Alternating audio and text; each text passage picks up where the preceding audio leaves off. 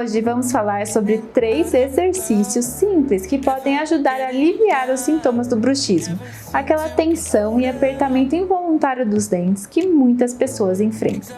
O primeiro exercício consiste em alongar os músculos da mandíbula. Comece abrindo a boca suavemente e em seguida feche lentamente. Repita esse movimento algumas vezes para relaxar a musculatura. O segundo exercício envolve uma massagem suave dos músculos da mandíbula com os dedos indicadores e médio. Aplique uma pressão leve e faça movimentos circulares para aliviar a tensão. Por fim, a terceira dica é praticar técnicas de relaxamento como meditação e respiração profunda para reduzir o estresse e a ansiedade, fatores frequentemente associados ao bruxismo.